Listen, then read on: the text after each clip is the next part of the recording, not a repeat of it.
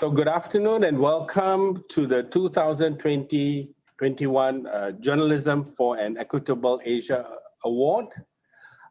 This award ceremony is convened on behalf of Asia Centre and Oxfam in Asia. It is to recognize and award to journalists all over Asia and beyond who write on issues of inequality. And today we are here to recognize the work of the top 10 finalists and the prize winners. So before I begin, I would just like to kick off the event with an action. So we are going to run a poll. The poll will ask you to grade on a scale of 1 to 10, 10 being the most severe. How severe was the impact of COVID-19 on journalists and the media in the last 1 year? Now, this poll is online, so those of you online, you can participate. I will now then move to our opening ceremony.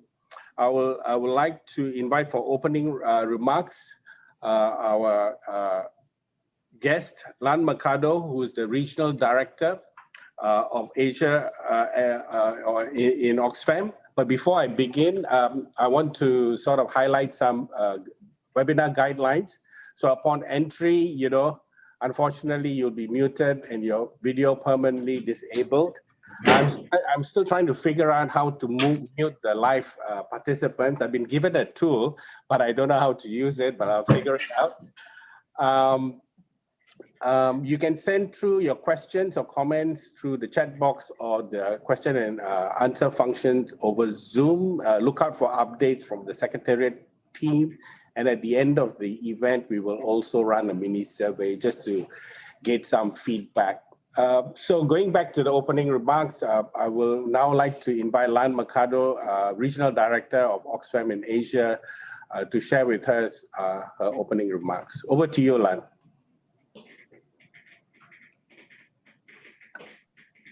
Thank you. Thank you very much for opening today's program. And I'd like to greet our colleagues and partners in the Asia Center a very good afternoon. I'd also like to say how grateful I am that together with you, we are on the second year of the Journalism for an Equitable Asia Award. And of course, I look forward to continuing our work with you. Most of all, I'd like to extend my warmest greetings and congratulations to the journalists we are honoring today. Thank you very much for paying attention to the issues that are extremely important for all countries across Asia, and especially important for people whose voices are otherwise not heard for the simple reason that they are poor or have no political connections or do not have the privilege that comes with a social standing or status.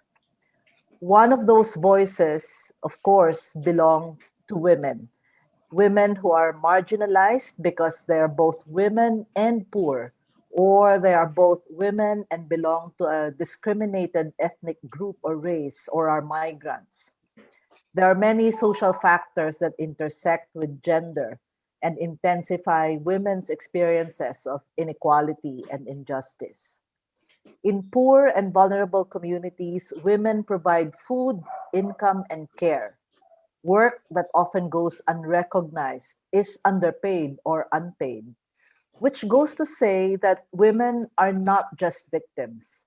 Women have been fighting inequality and injustice, and we have seen what they can do when they are able to participate, or better yet, lead.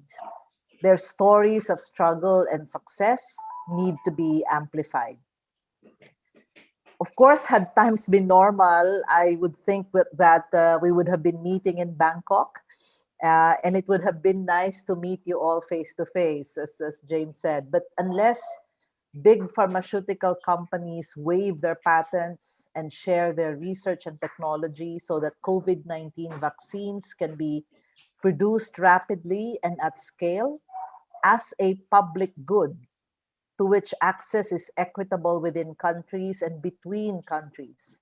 The light at the end of the pandemic tunnel remains far and faint, especially for many low and middle income countries, and within those countries, for poor, marginalized, and discriminated groups of people.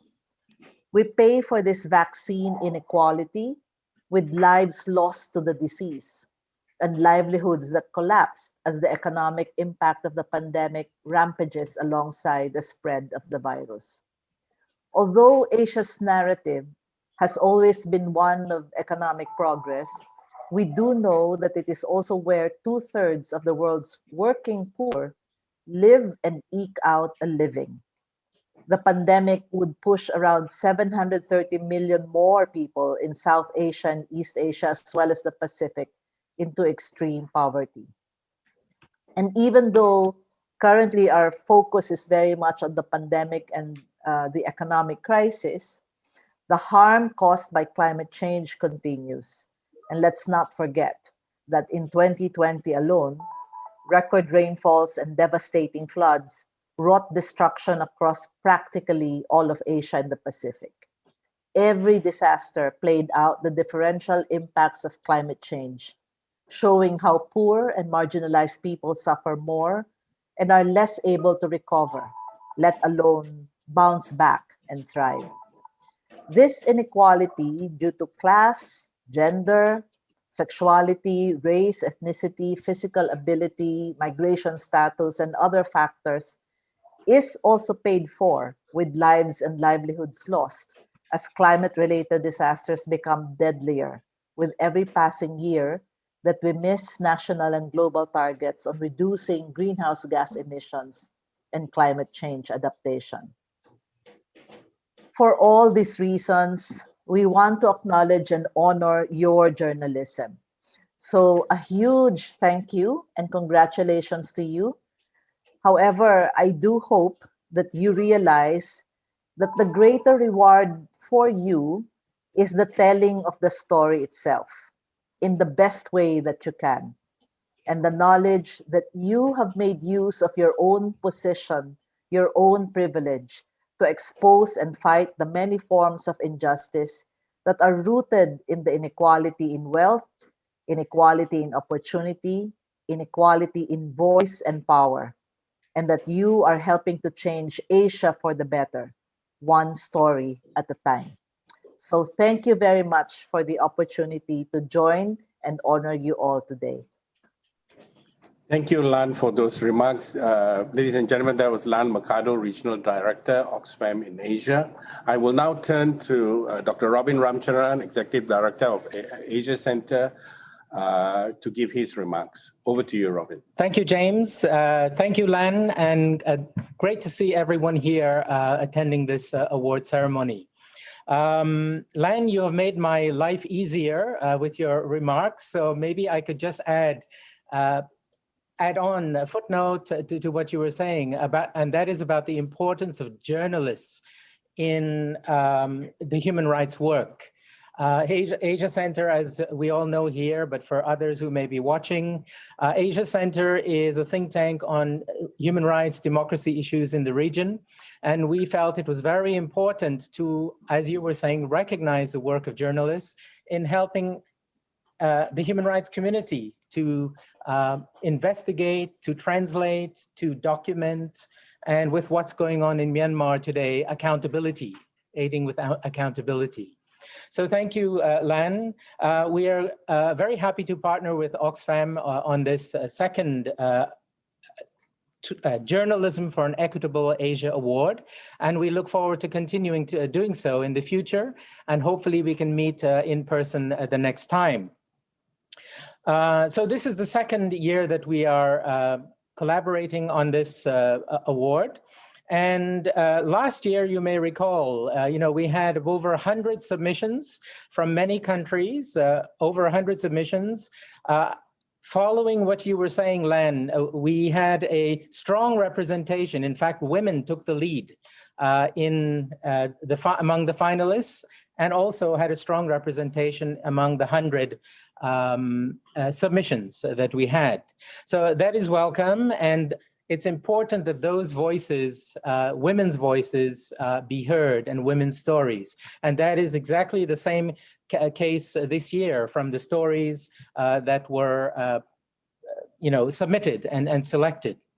So without going into details, I think we all know running across all these, the threads running across all these stories have, of course, to do with justice, inequality, and poverty. And that is, there are a variety of stories here, cross-cutting stories with cross-cutting themes. And we will see that later. I think it is also important to recall Oxfam and Asia Center produced an op-ed about this problem sometime, I think it was February of last year, on stresses on journalism, stresses on traditional journalism, confidence in journalism. And I think it's very important to support the quality journalism that is being done and to recognize it. Our youth need this very much. And I think this is something that we have to work on as well. The survey by Oxfam of 12,000 people, I believe it was Oxfam, did some time ago, showed that there was a dramatic drop in trust in traditional mainstream journalism. Of course, there are all these new platforms emerging, but there are so many, and how to recognize which one is quote unquote truthful, fact-based, and so on. So that is a huge challenge, and that is something that we must also reinforce here. What is quality journalism? And we have very fine pieces that we will recognize today. So coming to today's, or to this year's theme, the 2020-2021 awards, of course, the theme naturally has to do with COVID.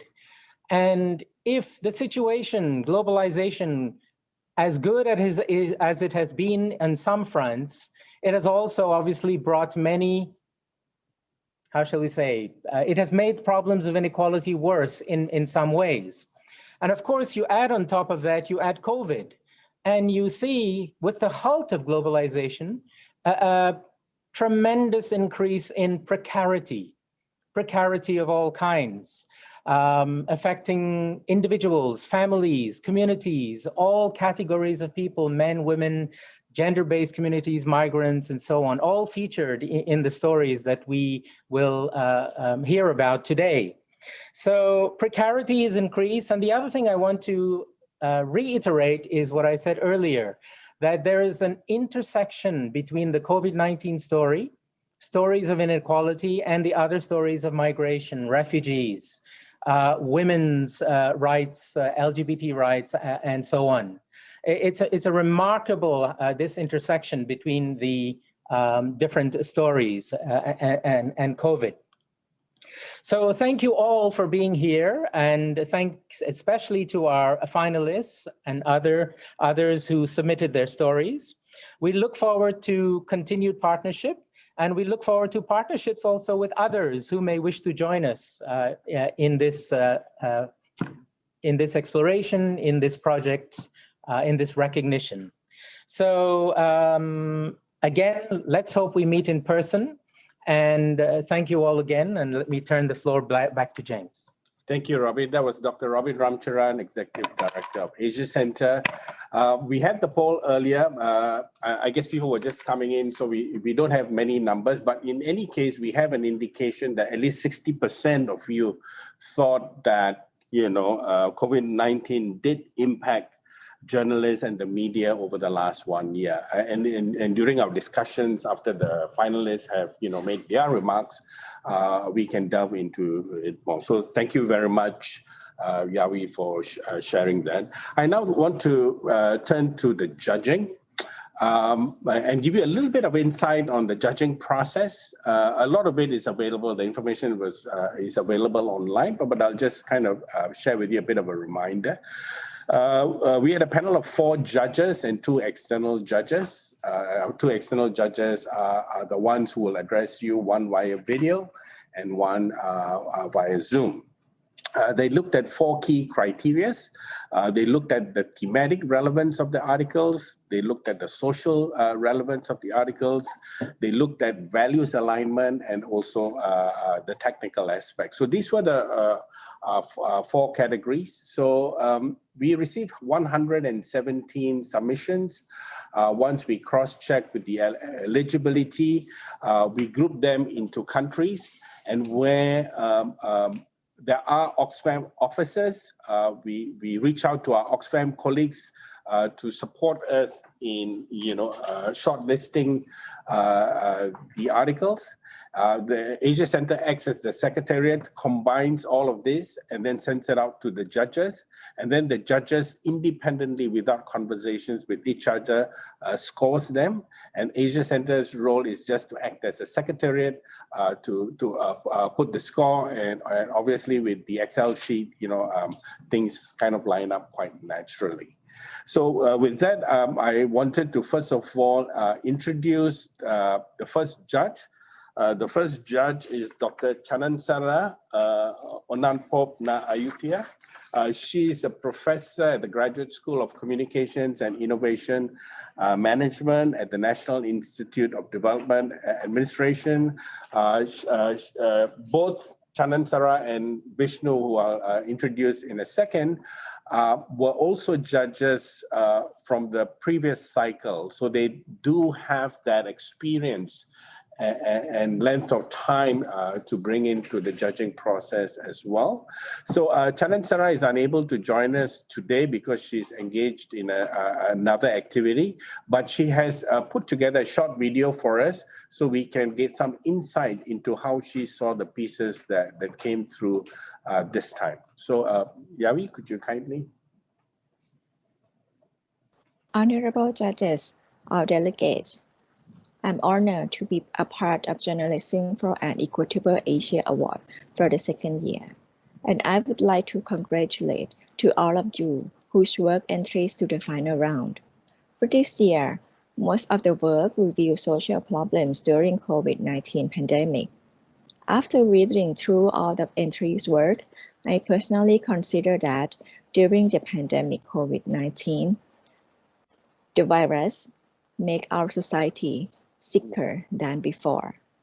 The works reviewed and also amplify those social problems.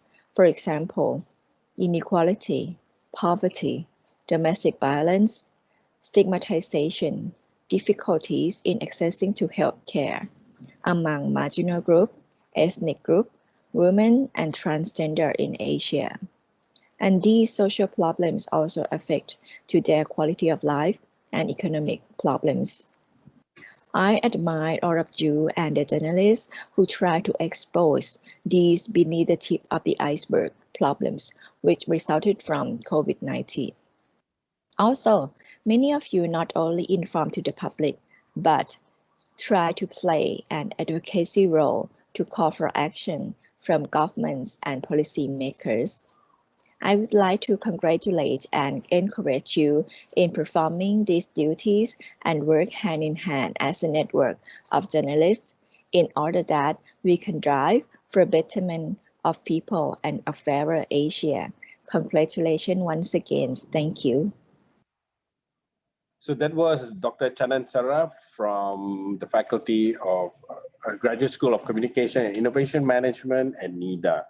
I will now like to invite and introduce our next judge. That's Vishnu Hanggoro. He's from Indonesia. Vishnu has many years in many forms of experience with the journalistic field. He's the founder and executive director of Tambore Institute, which does work on media as well as training. He's also concurrently a faculty at the Faculty of Communications and Social Science at Satya Wacana University. Vishnu, like Chanansara, is also our judge 2nd year running, and he also brings to the award the experience culled over 2 years of reviewing the submission. So Vishnu, over to you. Yeah, thank you, James. And good afternoon, everyone. First of all, I would like to congratulate the journalists who received the awards as well as those who enter the top 10. All of you are among the best journalists in Asia. Second, I remember last year in the same forum, I spoke about the concerns of Asian journalists on the issue of inequality and even injustice. And this time I keep saying the same thing by adding that this time the participants have further strengthened the concern character. Amid we are experiencing the current difficult situations of the COVID-19 pandemic, you are the participants did not discourage yourself from producing high quality journalism work. I was happy to be part of the judging process this year because I could not only read the participants' high quality works, but also witness the improvements of journalism quality in this continent, in Asia, that have occurred from year to year. In terms of the number of selected articles, and this I think have been mentioned by James and Dr. Robbins.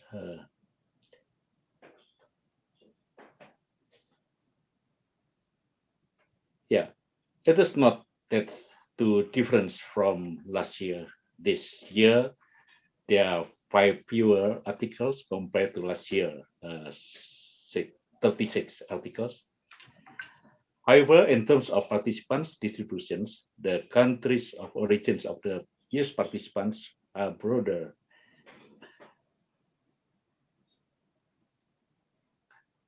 Last year, participants came from 7 countries, that is Bangladesh, Malaysia, Myanmar, Pakistan, the Philippines, Thailand, and Vietnam. And this year, apart from such 7 countries, there are an additional 5 countries of origins of the participants, that is Nepal, Cambodia, India, Indonesia, and Singapore. Of course, we all hope that in the coming years, distributions will widen to reach all parts of Asia. We all know that compared to other continents, especially Africa and Europe, Asia is a continent that is very diverse in terms of ethnicity, language, culture, economy, and political systems. And even if we search, we would find so many diversity in this continent. With such extreme diversity, it is not easy for a community or country in this continent to claim to be the representative of Asia. Likewise, in the world of journalism, it is not easy for us to characterize Asian journalism. So far, journalists in Asia work according to local uniqueness and issues that exist in their respective country. However, journalism for Unequitable Asia,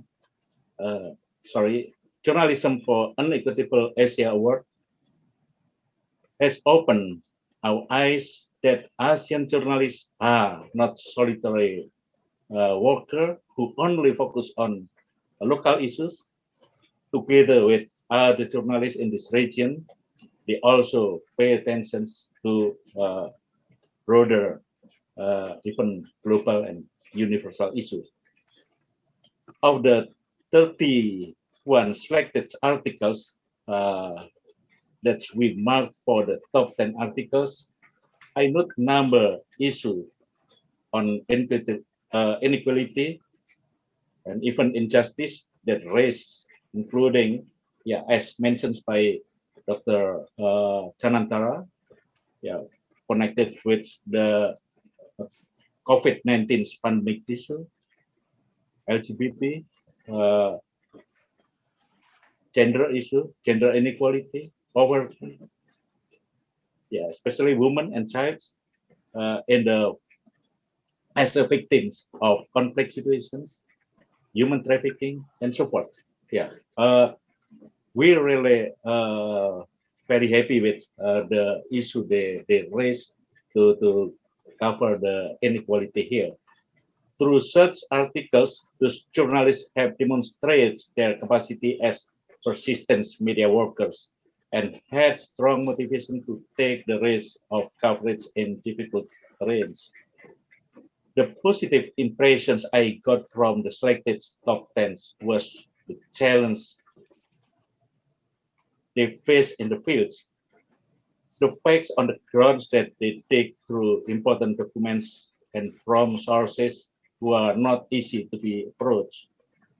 I need to say here that the articles they produce and publish, in my opinion, are not meant to blow up ugly faces of their respective countries. Their works are portraits of inequality that do not only occur in their respective countries, but generally also occurs in their neighboring countries across Asia. Such inequality cannot be accepted to threaten because their impact are not only experienced by the generation living in this era, in this age, but also by future generations. I also found that the results of such articles could become alerts for enhancing public awareness to understand what are really going on. When I read their works, my feeling was mixed. I was saddened to see the documented faces of Asia in their works. But at the same time, I was delighted that Asian journalists were able to cover and publish those works. I knew that some of such articles were written from a very risky and sophisticated process of investigation. For that, I once again congratulate all of you who have been selected, both as award winners and nominators sitting at the top 10 positions. As a reader, I'm grateful for your effort to reveal the faces of Asia that were commonly covered by repressive authorities. Last but not least, I congratulate Oxfam and Asia Center on the success of organizing this very important event. Thank you. Thank you very much, Vishnu, for your detailed remarks on the approach and observations you made during the judging process. So thank you once again. That was Vishnu Hanogaro, Executive Director of Tamboro Institute and also from Satya Wacana University. Okay, so now we are going to the meat of the event, which is hearing from the finalists. So before we proceed, it was quite rare we are having a hybrid event. May I invite all the guests present here, and we can give a warm round of applause to all the 10 panelists here. And all finalists will be invited to make remarks between 3 to 5 minutes. I asked the finalists to very briefly mention what it was like for them to work during the time of COVID. And then after that, mainly spend their time speaking to their story. The way I will call out their names, they are not in any particular order, but it's only because Marwan is sitting with us in the room with us. I will invite Marwan to kick off to speak about his story. Marwan MACAN-MARKAR's article is Thailand's Economic Death by 1,000 Swords Sows Desperation in Nikkei Asia. Marwan, over to you. Thank you very much. I'm quite happy to be among the 10 journalists from Asia who have been selected as the finalists in this competition. I'm quite glad that Asia Centre and Oxfam decided to have an award for inequality, essentially, which is what Equitable Asia is about, because inequality is a story that governments in Asia generally don't like to hear. It's also a very difficult story to write because it's not full of drama, but it's a story of process. So it requires what I called old school journalism, which means being open to what people say, getting a flavor of what anxieties are in a society before one pursues the story. And I remember when at the beginning of last year, Thailand's economy wasn't doing too well. There was a drought that had begun in mid-2019, was affecting farmers. The baht was very strong, so exports were affected. And I kept hearing from my Thai friends and the others I would meet, sort of the sense of tension they would feel among people in Bangkok, at least, whether they were going on motorcycle taxis or other places. And I began to do what journalists should do, is essentially listen. And as a result of that, I also came across this rather worrying development of people committing suicide. And it was not just one person committing suicide, but families were committing suicide on account of economic pain they were suffering. And for somebody who's been in Thailand for a long time, one thing that struck me about those suicides was in Thailand, to be poor is to be doubly cursed, because one thing is to be poor. The other thing is because society plays such a high premium on looking good, on looking happy, you almost have to hide your poverty. And it is from that point onwards that I began to research the story and follow the storyline based on a number of interviews. And when COVID hit, I think the story of pain and inequality just worsened. So, I mean, that was the basis upon which my investigation for the story began. Besides Bangkok, I traveled to Chonburi and other places outside of the city, went to shopping malls where small and medium enterprises had to shut down their shops. And besides the personal anecdotes and personal stories, I also ended up talking to experts, analysts, and did look at research that had been done to explain why Thailand, Southeast Asia's second largest economy, which had a serious inequality problem, was faced with this very, very disturbing trend of people committing suicide because they just couldn't tolerate the economic pain. Thank you. Thank you, Marwan, for sharing with us the context and the details of how you approach the stories in relation to what was happening in Thailand. So, ladies and gentlemen, that was Marwan MACAN-MARKAR, his story, Thailand's Economic Death by 1,000 Swords Sows Desperation in Nikkei Asia. I will now turn to the next finalist, that's Pasakon Jamlongrak. He had his article originally written and published in Thai. It was translated and published in Bangkok Post. And his title is Poorest Hit Hard as Virus Brings Society to its Knees. Pasakon is unable to join us right now because he's actually in the mountains working on another story on indigenous community, but he did found some time to send us this short video. So if you bear with me, I'll have that video up and running in seconds. นักเขียนชิ้นนี้ออกมาในช่วงแรกๆที่เริ่มมีการงา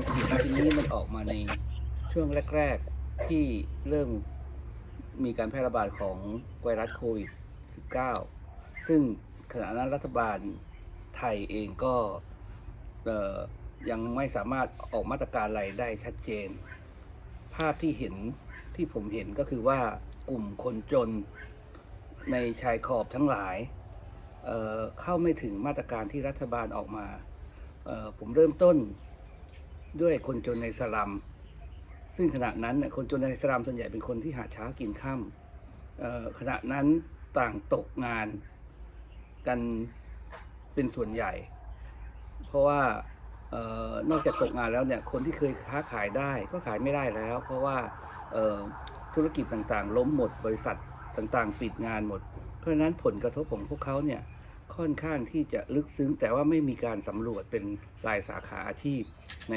สลัมทำให้ชาวบ้านเนี่ยแทบจะเข้าไม่ถึงมาตรการของรัฐบาลคนอีกหลายกลุ่มเช่นคนไม่มีบัตรประชาชนคนไร้สัญชาติหรือว่าผู้ใช้แรงงานซึ่งทั้งหมดนี้ผมเคยทำข่าวมาโดยตลอดทำให้เห็นภาพว่าเขาเหล่านั้นเนี่ยเข้าไม่ถึงสิ่งที่รัฐบาลได้ออกเป็นนโยบายออกมางานเขียนครั้งนี้ก็เพื่อที่จะสะท้อนให้รัฐบาลได้เห็นอีกมุมหนึ่งของคนจนแบบสุดขั้วเช่นคนไร้บ้านที่นอนอยู่ตามหัวลำโพงสิ่งเหล่านี้เนี่ยเขาไม่ได้อยู่ในระบบทะเบียนของภาครัฐเพราะฉะนั้นเนี่ยพอรัฐออกมาตรการออกมาเขาก็จะไม่ได้รับความช่วยเหลือเยียวยาใดๆทั้งสิ้นงานเขียนชิ้นนี้เราก็หวังว่าหน่วยงานที่เกี่ยวข้องที่ยังเข้าไม่ถึงคนจนเหล่านี้เนี่ยจะทำงานให้หนักมากขึ้นเพื่อที่จะช่วยเหลือมนุษย์อีกกลุ่มหนึ่งซึ่งเป็นคนที่อยู่ในสังคมไทยSo, ladies and gentlemen, that was Pasakon Jamlangrak, with this piece titled Poorest Hit Hard as Virus Brings Society to Its Knees in the Bangkok Post. And Pasakon was sharing with us how, the vulnerable communities, especially those who eke a living out of the informal sector, find it hard even to get in touch and, benefit from some of the state assistance simply because they don't have the documentation for it. And this is one of the challenges for communities eking a living in the informal sector. I will now move on to the next colleague, that's Eduardo LIOTTA. His piece in Rice Media, titled From Trans Women in Singapore, Appealing to High Beauty Standards is a Matter of Survival. Eduardo, over to you. Hi, everyone. I'm so glad to be here. I think COVID has made us all realize the importance of our work, how it keeps people connected in these times, and above all, how it raises important issues and injustices. Because of these difficult times, I've noticed how some groups of people are struggling, of which trans women, because of the position they hold in society. Across the region, trans women are amongst the most disenfranchised, but at the same time, they also do receive exposure and attention because of their beauty and attention to presentation. But what society fails to understand is the reason why trans women need to be beautiful is to survive. And because without that, the few jobs and career paths available to them would be taken away. From Thailand to Singapore and across the region, society has marginalized them so they can truly only aspire to be in entertainment, beauty, or sex work, which we have seen leads to abuse, stigmatization, and an array of mental health issues. So particularly in this time of COVID, we've seen how people struggle to survive. And particularly for this community, I really wanted to peel back the layers, of what people label as beauty, glamour, and really look at the painful stories that lie behind it. This really applies to multiple groups in society, not just trans women, because we've seen the failure of society to allow them to access support financially, medically, and socially. So I wrote this story. I really went to them, spoke to them about this time, and I think the one message I really hope to lay out is to not limit any group of people to certain sectors in society, and that I hope to see trans women and women, LGBT, all marginalized groups to be able to aspire to be pilots, policewomen, lawyers, doctors, because that security, that social security is what will really bring all of this beyond to where we are now. Thank you. Yeah, friends, that was Eduardo LIOTTA from Rice Media, writing, "For trans women in Singapore, appealing to high beauty standards is a matter of survival." We'll move on to the next finalist. The next finalist is Ms. Chandrani SINHA. Her piece in the third poll, "Climate Refugees Stripped of Citizenship in Assam." Chandrani, the floor is yours. Please share with us your story.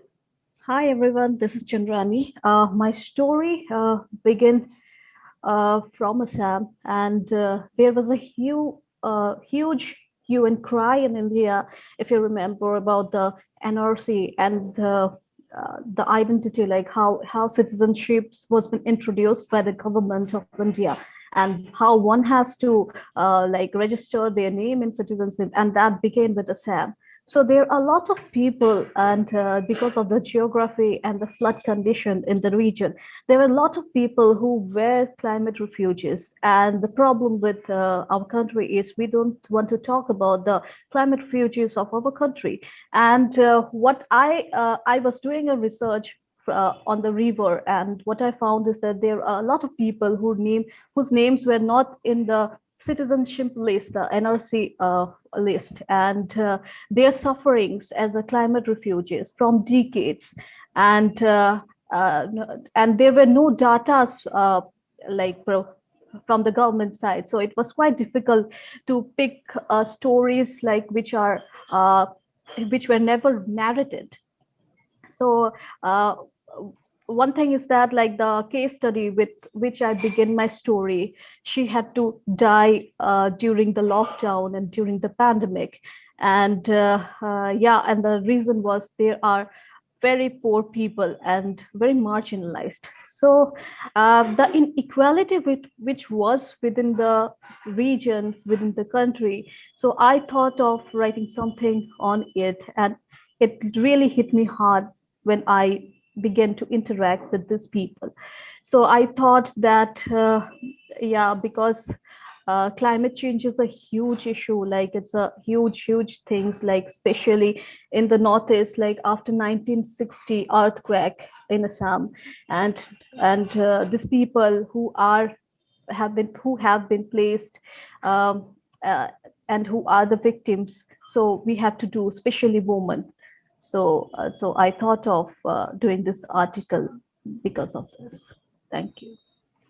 Thanks, Chandrani SINHA. The third poll, "Climate Refugees Stripped Out of Citizenship in Assam." I know that a couple of you have raised hands, but if I can just ask you to briefly bear with us, because we will have an opportunity after we, hear from the finalists to have a bit of an exchange, comments and so on before we announce the three winners. So with your kind indulgence, I'll move on to the next finalist. The next finalist is UMAR BACHA. UMAR's article, "Braving Hostile Terrains and Attitudes, the Women at the Heart of KP's COVID-19 Battle," writing for Dawn. UMAR, the floor is yours. Thank you. Hello, everyone. Good afternoon. First of all, I'm very grateful to Asia Centre and Oxfam for nominating my piece for the Equitable Asia Award. It is indeed an immense pleasure for me that my story is selected among the top 10 of this award, and for being here amongst you all. I have been working as working journalist for the past 8 years and currently associated with Dawn newspaper and Dawn.com in Pakistan. I have covered many issues within Pakistan, especially on the human rights violation, health, education, and tourism. This article is about the lady health workers who played a vital role in the pandemic by working as a frontline workers, despite all odds.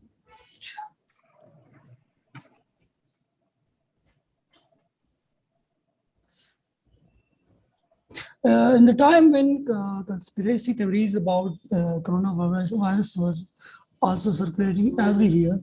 In our society, particularly in our rural regions of Pakistan, women employment is being considered as shameful. So the ratio of working women is very low. I think just around 4 to 5%.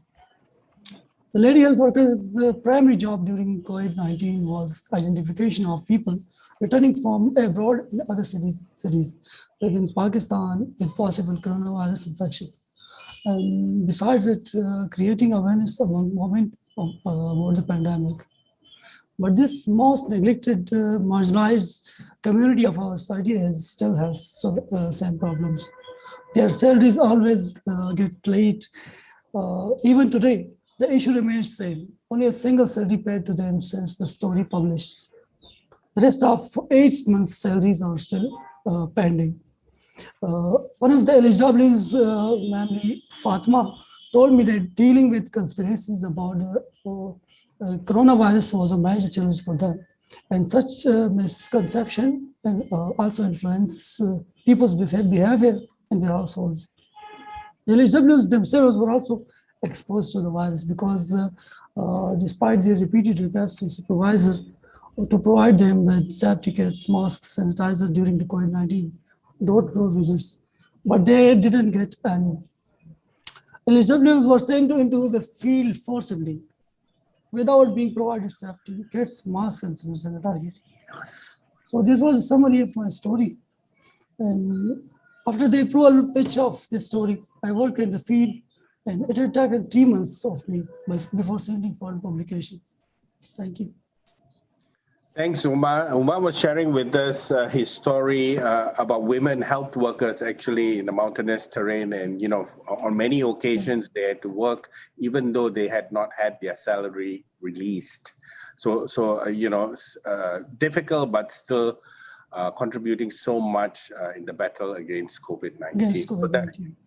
So that was Umar Bacha writing for The Dawn, braving hostile terrains and attitudes, the women at the heart of KP's, which is the town district where the COVID-19 battle was being formed. So we'll now go to the next entry. This is from Vietnam. This is a joint entry by Lu Chong Nguyen, Chao Dang Nat Lee, and Pham Tu Thi Nang. Their piece for the Tha Nien newspaper is about beware of employment traps. So over to the representative from the team. I think it's Nat Lin who will speak. Oh, the floor is yours, Nat Lin. Yeah, thank you. Can you hear me clearly? A little bit soft. If you could kindly increase the volume level or be closer to the mic, that'd be fantastic. Thank you, Nat. Okay. Hello, everyone. I am Cao Đặng Nhật Linh, and here Mr. Công Nguyên. Yeah, Miss Phạm Thu Ngân is also in our team, but she is premiering in another finishing team, so we can in the same screen. Yeah, we are the author of investigation printed series, Beware of Employment Trap in Tha Nien newspaper. It is our honor to be here in the top 10 and participate in the ceremony this afternoon. As you know, Vietnam has been able to prevent the COVID-19 pandemic very well, but we can deny the effect of COVID-19 on the worker life, especially in a big city like Ho Chi Minh City, where many migrant workers come and earn living here. There are many companies cut the workforce, especially after social distance in April and March of 2020. Yeah, a lot of labor lose their job and struggle to find new jobs to make ends meet. Yeah, in that period of time, we discovered a syndicate that had opened 3 companies, post themselves as a supermarket and a chain store recruiters, and created hundreds of fake recruitment sites on Facebook and on a Vietnamese social network named Zalo. Yeah, the workers were then allowed to apply and pay around 500,000 to 1 million Vietnam dong, but end up with no job and no money back.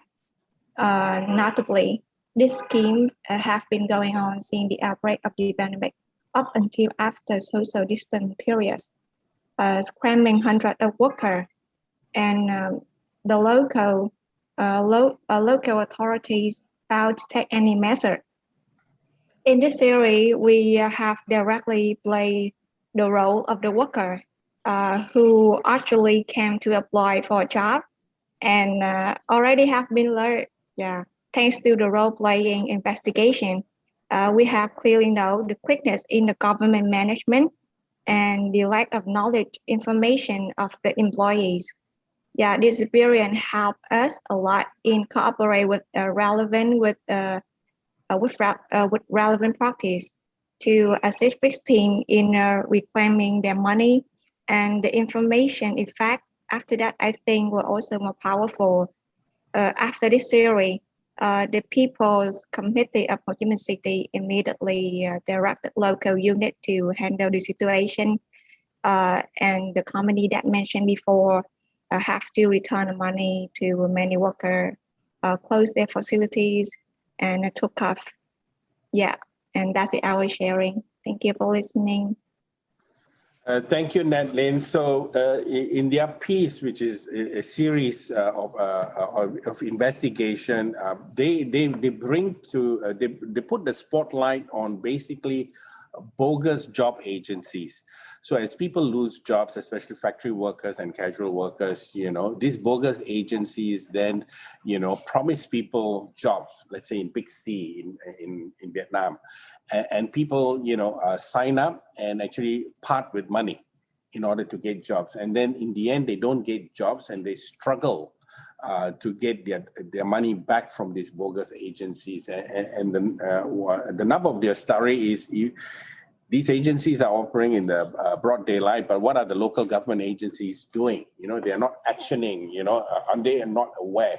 There was some movement, but I think not satisfactory. So that's their submission. So Nadine, thanks for, you know, speaking for your team, and that's in the 10-year newspaper, Beware of Employment Traps. We next go to ZOFEEN EBRAHIM, also writing for The Dawn, and her piece, Moving Mountains, How Pakistan's Invisible Women Won Workers' Rights. She is unable to join us because she's in internet difficult area. She's moved to cover a story in Balochistan, but she did prepare a short video for us, and I'll play that for you.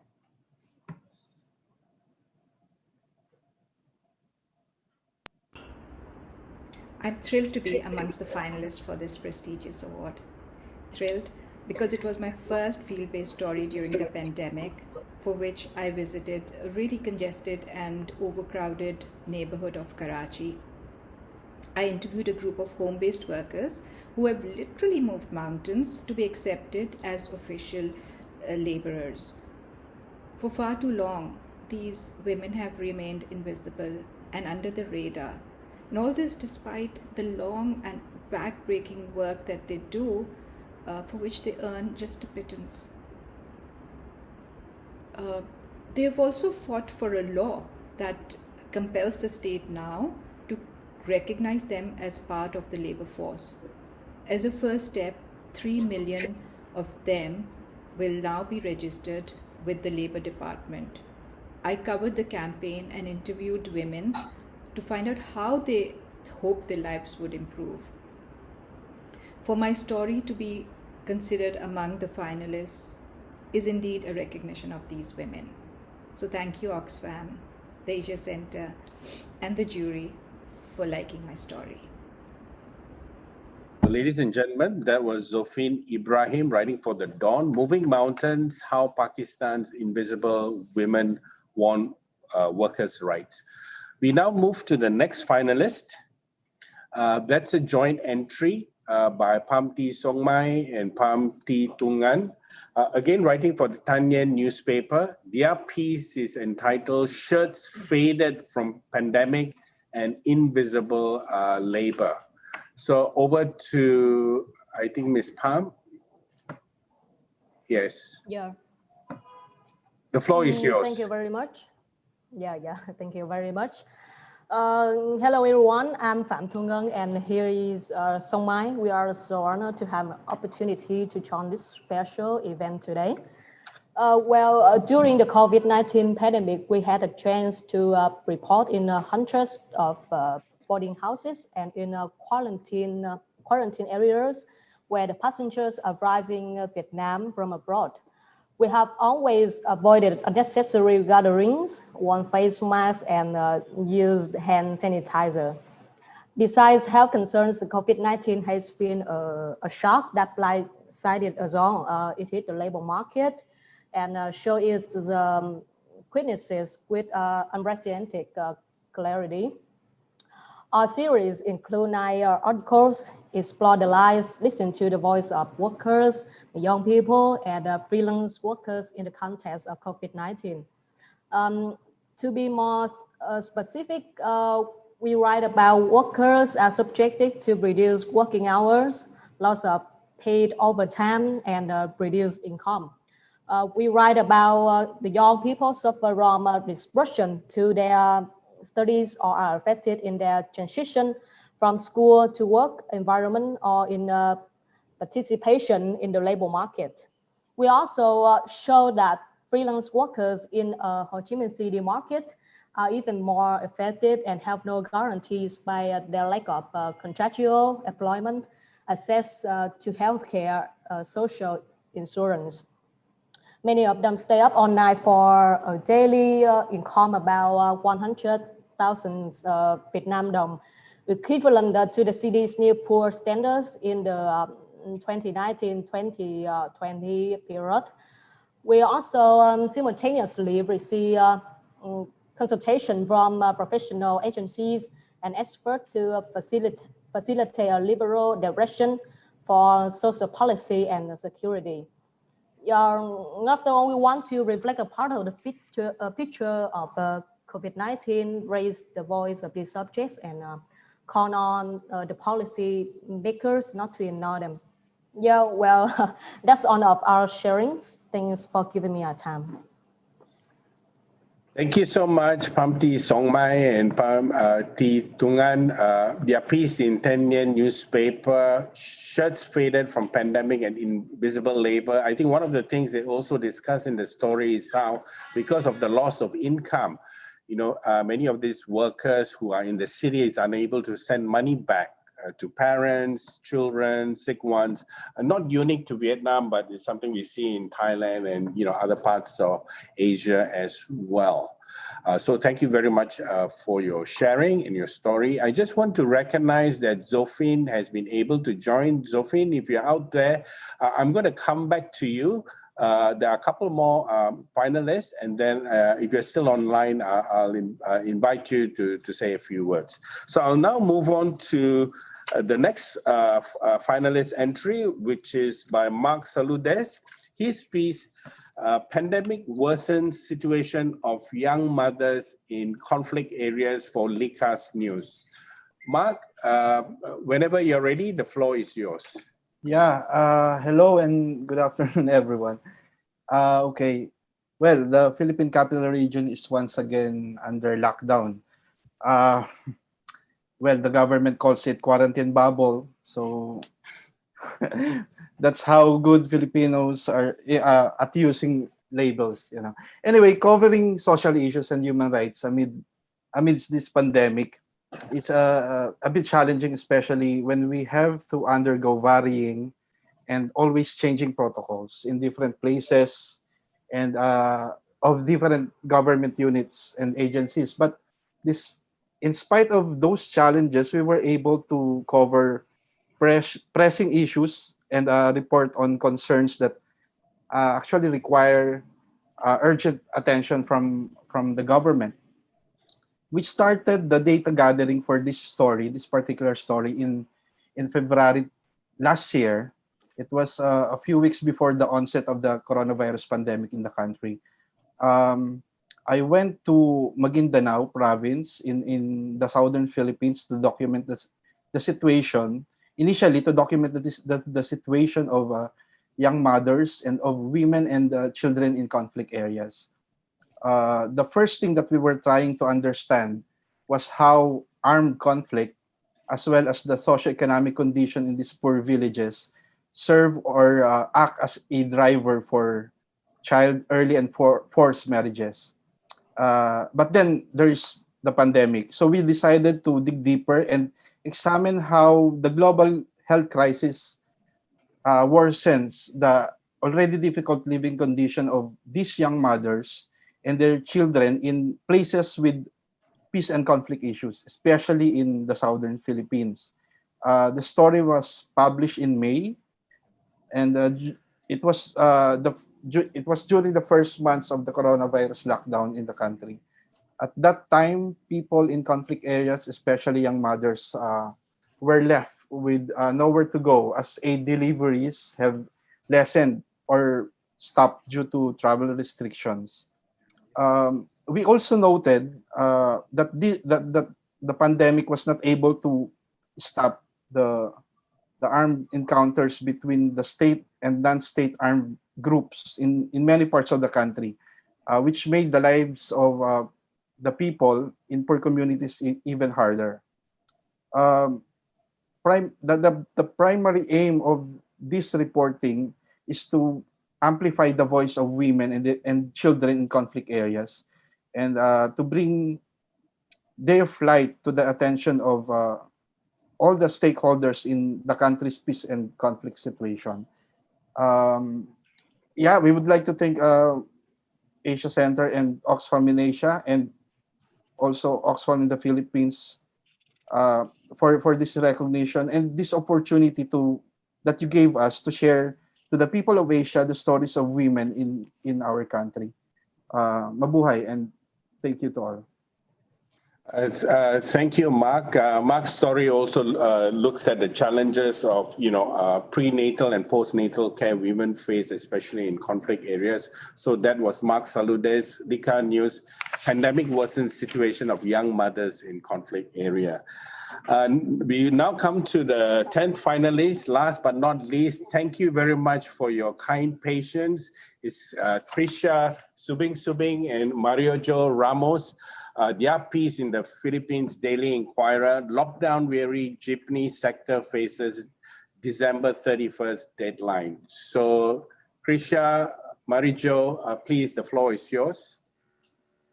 Hello, good afternoon. First, thank you for this incredible platform to shed light on the issues faced by society's most vulnerable sectors. And like what I always say, to be able to do journalism, to be able to amplify the causes of the disenfranchised is the reward in itself. Especially at the beginning of the pandemic, when all we had are confusion and doubt, and local scientists were practically racing against time. And journalists were given the responsibility to sift through disinformation and misinformation that could potentially harm the public and create more inequalities. There is a quote by one of my favorite writers, Joan de Dion, which kept the fire burning for young journalists like us, Krisha, and me. We tell ourselves stories in order to live. So at a time when an invisible enemy threatens the lives of so many, telling stories, even when doing so right now is like navigating through an uncharted territory, could be an antidote to the impacts of power relations, deep-seated inequalities, and in the case of the Philippines, layers upon layers of democratic challenges. This means for us, telling the stories of what the state calls quarantine violators, who braved the streets because they had nothing to put on the table, including thousands of GP drivers in our country. They are an important part of the Philippines' cultural and social fabric, which my partner, Krisha Subing would tell you more. Hello, everyone. So our story looked into the government's public transport modernization program. So the idea behind it is to phase out old public transport vehicles, including jeepneys, and replace them with Euro 4 vehicles. So these efforts supposedly aligned with the country's Clean Air Act and its mandate to protect the environment. So for your information, jeepneys in the Philippines, they're like mini buses. So they're the most basic form of transportation here, and it is operated by mostly poor drivers.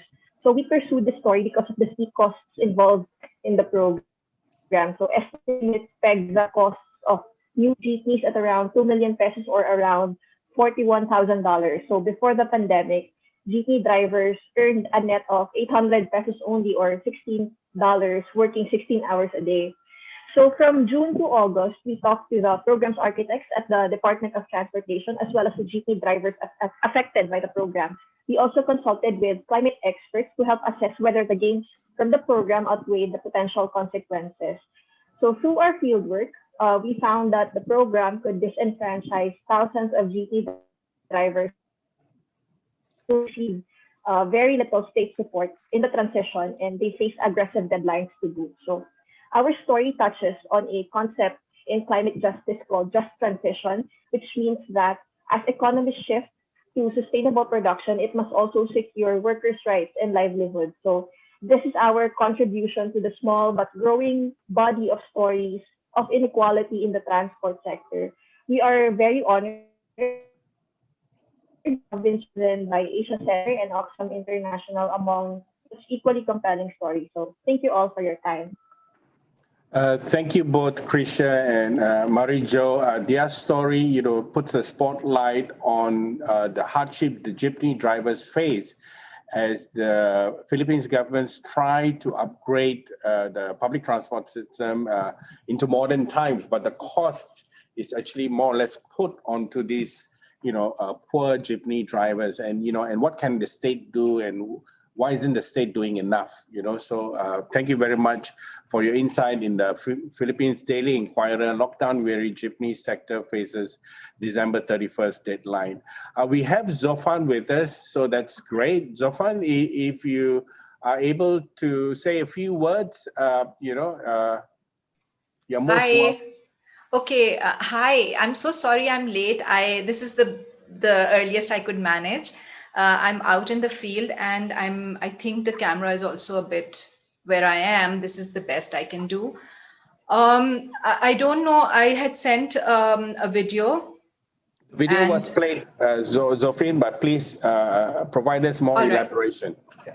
You wanted more elaboration. Okay, so I think I see this as a very positive story in the really terrible times of pandemic, because these women had earlier kind of managed to get a law passed, and then while but how laws are, they remain inanimate till they are implemented. So the government was really taking long, and they decided that to get this thing moving about getting themselves registered with the Labor Department, they started, first they helped the government get a form made, and then they also started going door to door, and this was all during pandemic.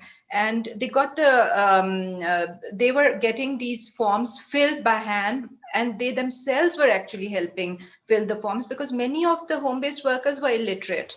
So this was a gigantic exercise, and they were doing it all because they thought that they had already missed one of the social security benefits that the government was doling out during the pandemic, and they said for future they shouldn't wait for the government to get it done, and they wanted to get themselves activated in this. So it was a very positive story, and I'm so thrilled that through this story, this is kind of a recognition of the efforts of these women.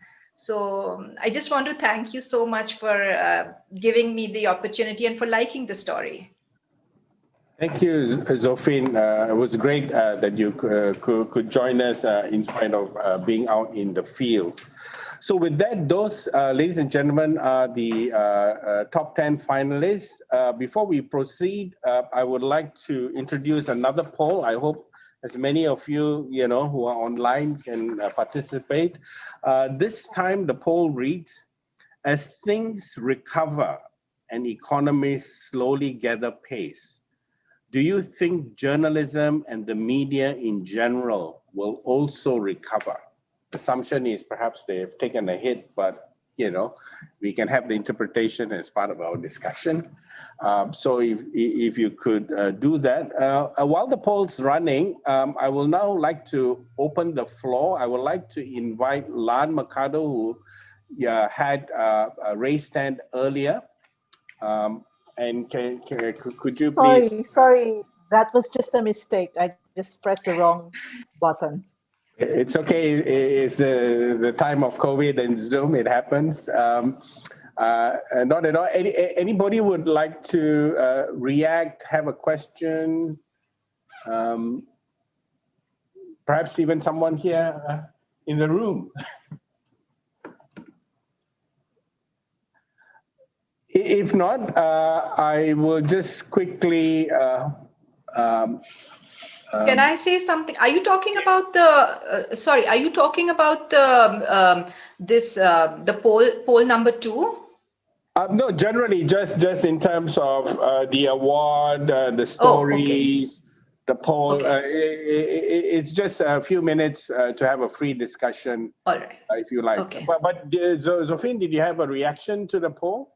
Please. Yeah, I actually wanted to say that I am a very optimistic person otherwise, but I don't know if you know about conditions in Pakistan, about media, but things are not looking too good. And this has nothing to do with just COVID.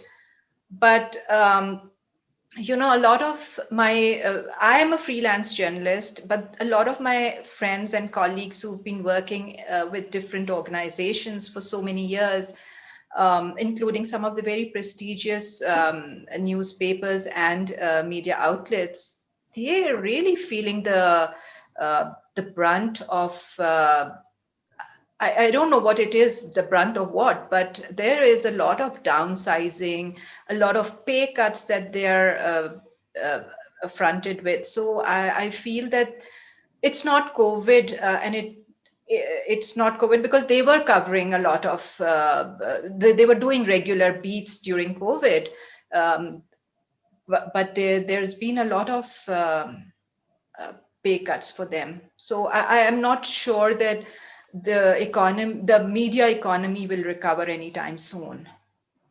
Right. Thank you for your intervention, ZOFEEN. Can I now invite Mustafa for your reactions? Okay, thank you, Dams, and thank you all the colleagues. It's really lovely to see this second cycle successfully being completed today. So with this now, we had 10 journalists in the first cohort in last year, but that was not long ago. It was few months ago. I was just thinking, James, we can collect the suggestion, how do we would like to connect with each other? So we had 10 journalists in the last cohort and 10 this one. So a pool of 20 journalists in Asia that writing on inequality, women rights, and the social justice issues. That's a good group of journalists to get connected and sharing as we move along.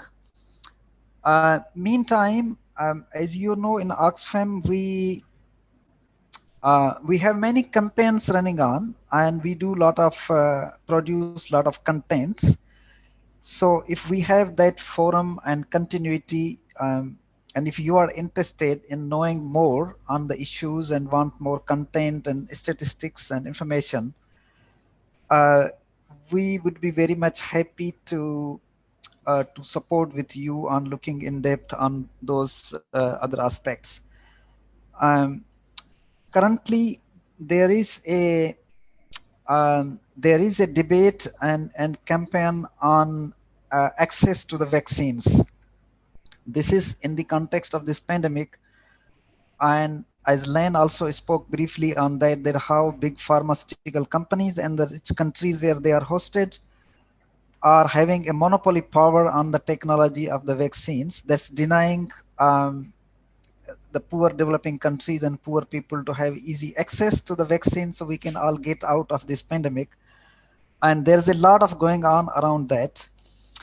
And I would really love to interact with all of you, engage all of you if you are interested to writing stories on how not having equal access or prolonged this process of getting the vaccine is affecting all the people in our countries, but mostly the poor, the women, the people living in difficult areas, even the refugees and migrants.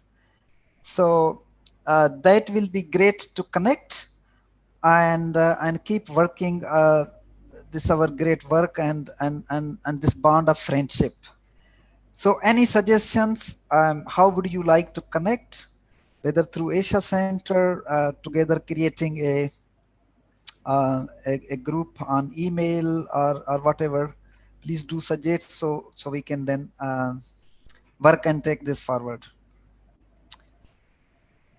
Over. Yeah, thank you, Mustafa. So colleagues on the call, please feel free anytime to send a suggestion through chat. We will be writing to you via email as well. And if you need a bit of time to gather your thoughts and send a suggestion, please do so. We will, of course, will remain connected through the traditional means of online communication such as emails and etc. As Mustafa has mentioned, Asia Center does a fair bit of work in Thailand with our partners, in particular the Thai Media Fund, the colleagues who are here, as well as the Frederick Navan Foundation, another partner also based in Thailand. We work with them, especially on our annual conference, which is on COVID-19, happening in 8 to 10 September. Perhaps that's also another way where we could have a journalism panel that can speak to these issues of inequality. And the center is also looking to how to celebrate and encourage journalism on World Press Freedom Day, and we have a tentative working date on 4th April. So all of this, we noodle points where we can touch base and collaborate. So without further ado, I would like to close the poll and just say, although the poll numbers have been quite small, but we did have 75% who did feel optimistic that the media will recover following the pandemic. So with that, I will now first of all invite everybody here in the room and everyone out there in the virtual world, give all the finalists a round of applause being in the top 10. I will now proceed to announce the 3 prize winners, starting with the 3rd prize winner. That will be Song Mai and Tu Ngan for their story, Shirts Faded from Pandemic and Invisible Labor for the Thailand newspaper. Let's give them all a round of applause.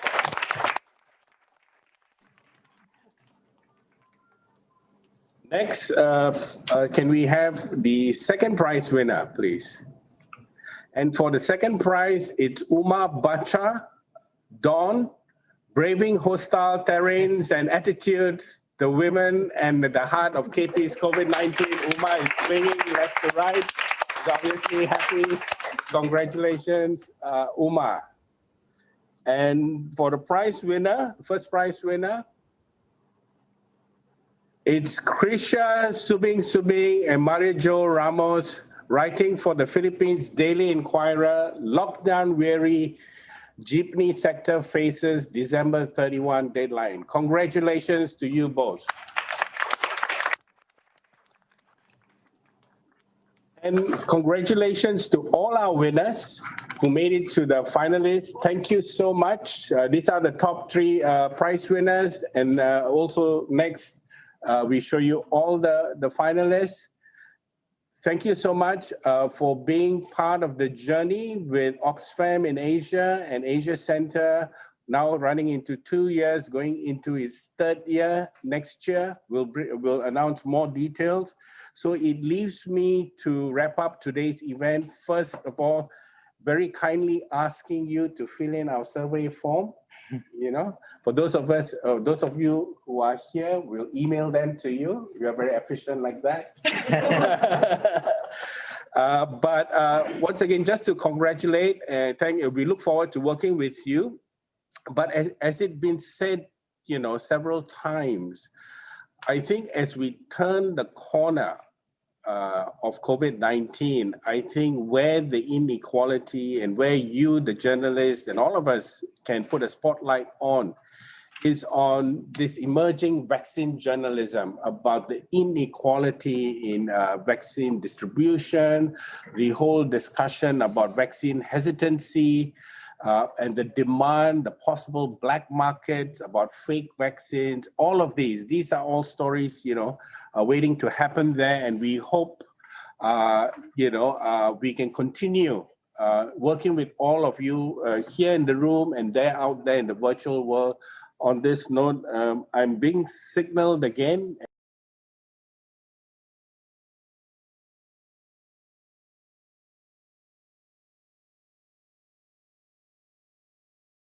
So the winners, so I'll start with our third prize winner, Song Mai and Tinan. Can you, provide us your reactions?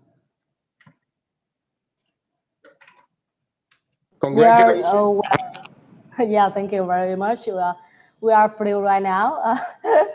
Yeah, well, first of all, we would like to thank ACR Centre and Oxfam for helping us reach a stage where we can proudly hold up this award as a mark of our achievement. We have a chance to express our stories, our views, and to raise the voice of the vulnerable communities. This reward is not just for us. This is for all the editors of Penny newspaper, especially of the social and political board, for our beloved colleges who have always tried their best to stand up for the equality. These wonderful teachers have supported us, inspired us to believe in ourselves and be proud of being a journalist who can help the poor have a better access to the policy. Once again, thank you very much. Thank you. Yeah, Tungan, thank you so much. Song Mai, would you like to say something? Yeah, do you like to say? Would you like to say something? No. Would you like to say something? That's also saying something. Thank you very much. Thank you very much. Yeah, Tunan, may I just ask you a quick question? Where, with vaccine journalism and vaccine nationalism, where do you think the next story is around vaccines in Vietnam? I think the vaccines journalism is the next story in Vietnam. Right. Okay, thank you. Yeah, so we'll now go to UMAR. UMAR, congratulations for being in second place, second prize. Are you with us? Yes, Thank please. You. Thank you, Mr. James. Really, I'm very happy. I'm unable to express my joy.